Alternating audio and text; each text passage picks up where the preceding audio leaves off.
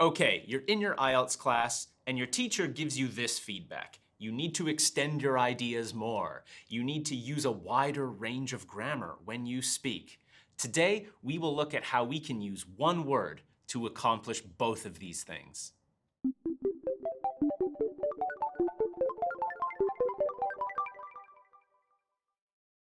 Today, we're going to look at 3 ways you can use the word if to extend your ideas. Now, hold on. I know what you're thinking. Is this a conditionals lesson? First, second, third conditional? No.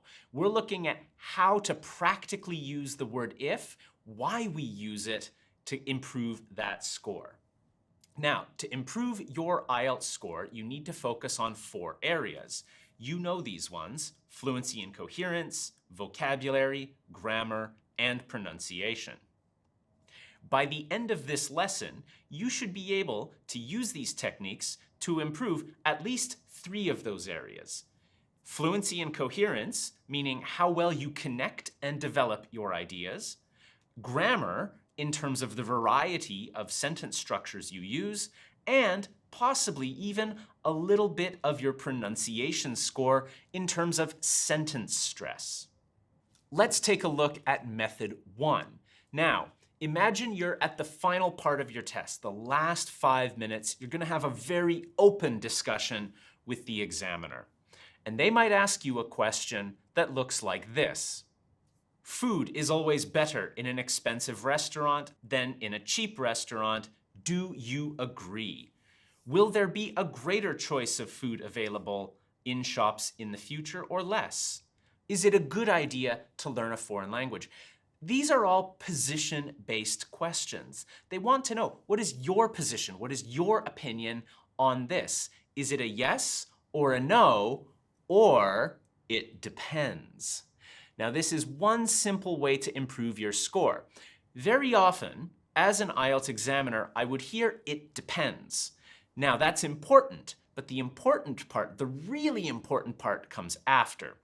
You've said it depends, now you have to explain it. And that's the first place you can use the word if.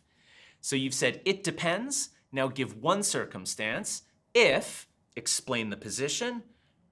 Then, but if, explain the other position.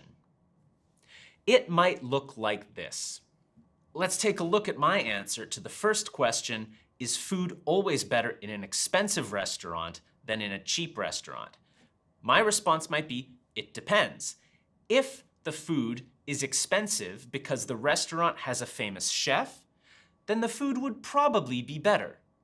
But if the food is expensive because it's in a cool part of town or because they want to be seen as high quality, then it's probably not worth the money. So again, I've said it depends, and then I've explained if, but if. So I've now given an answer, I've extended the idea so I can improve my fluency and coherence score. I've used a wider range with if, and I've used it twice. So now I've got regular variety of sentence structures. Finally, and this is for pronunciation, I've added some sentence stress. If the food is expensive, but if the food is expensive. So I add a little bit of extra stress to those words. If, but. This is going to allow the examiner to think about giving you that higher score. You're using sentence stress, that's good for your pronunciation. You're using if, that's a wider range of grammar. And you're extending your ideas effectively, fluency and coherence. Now, keep in mind, yes, it is a simple technique, but it is important to practice it. On test day, it should be a habit. It shouldn't be some strategy you're trying to remember. So it is important to practice and ideally get feedback. And one of the things we do offer here at E2 is speaking tutorials and mini mock tests, which are an opportunity to get feedback from one of our E2 experts. Let's move on to method 2. This is about cause and effect. Now, be sure to look back at some of the old E2 test prep videos on cause and effect. That'll definitely help you understand the ideas better. However, let's look at one way we can use the word if to show cause and effect. Here are 3 more position-based questions.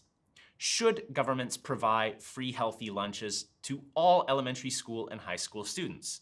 Yes, no, or maybe it depends.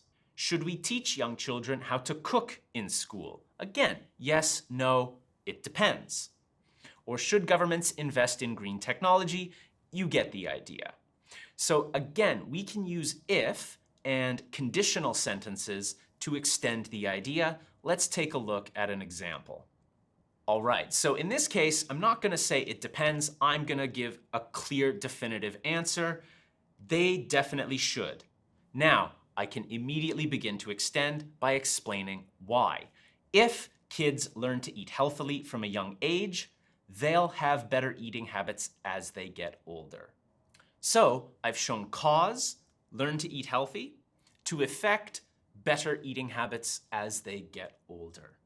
Again, simple idea, cause and effect, linked with that word if. And I can extend it again. If they have good eating habits, they'll perform better in school, and this will hopefully lead to more opportunities for them in the future. So we're not really focused even here on the grammar. We're simply talking about extending our ideas by talking about effect. That brings up your score.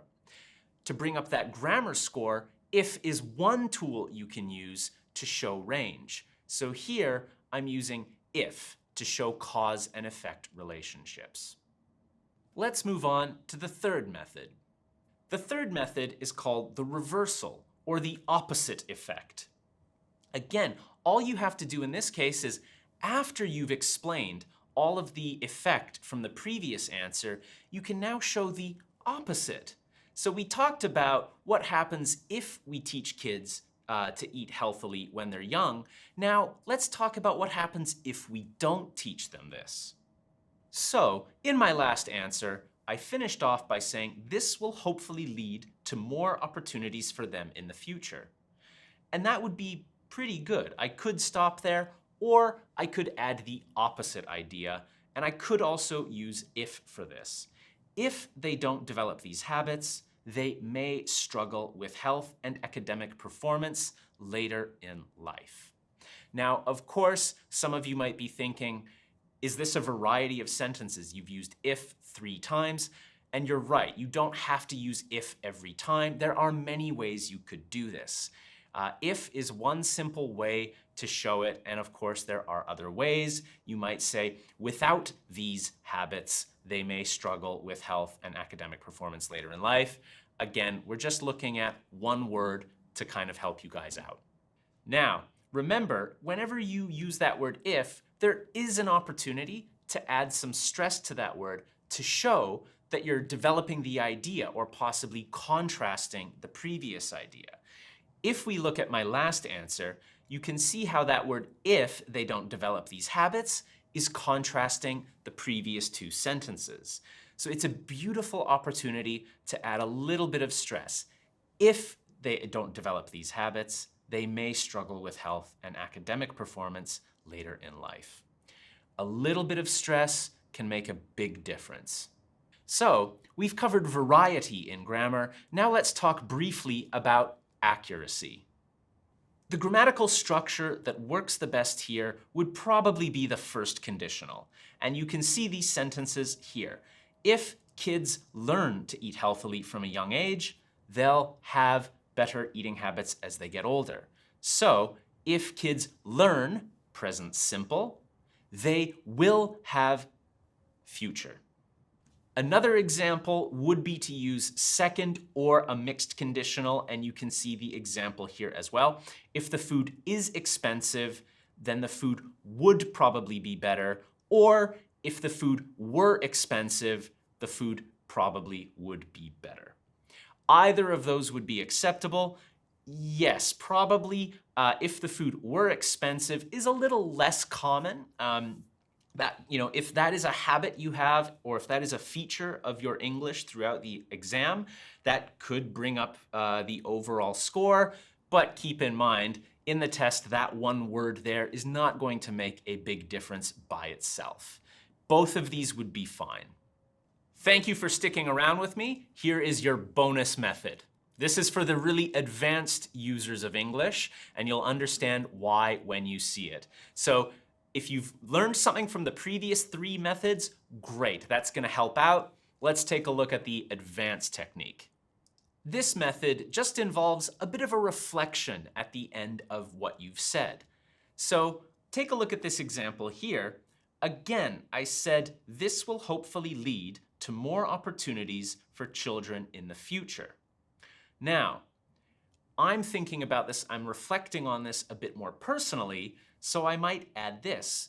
If kids in my generation had learned this, we would have grown up much healthier.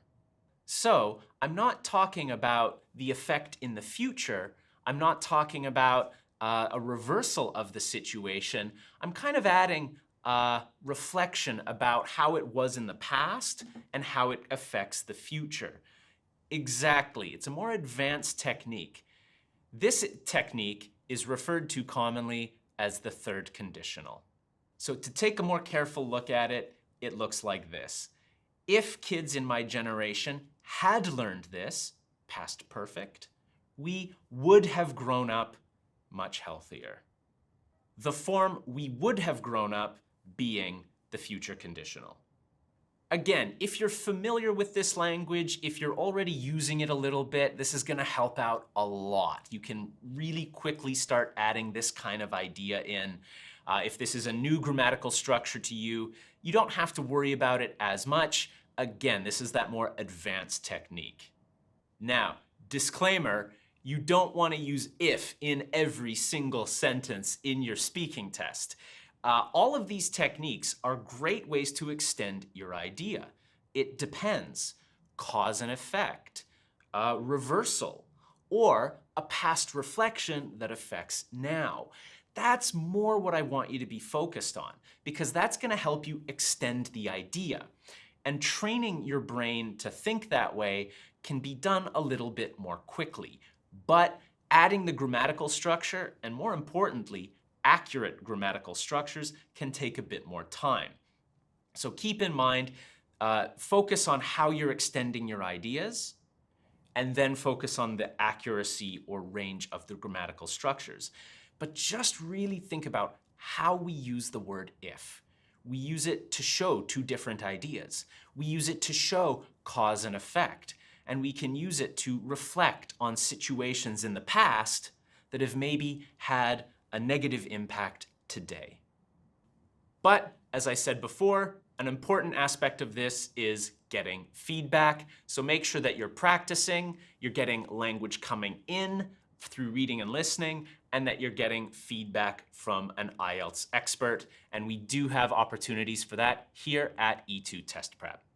All right, everybody, I'm Mark. Thank you for listening. That was 3 ways to use the word if, although technically you got 4. I hope you found that helpful. Let us know how it helps you in the comments below, and I'll see you next time.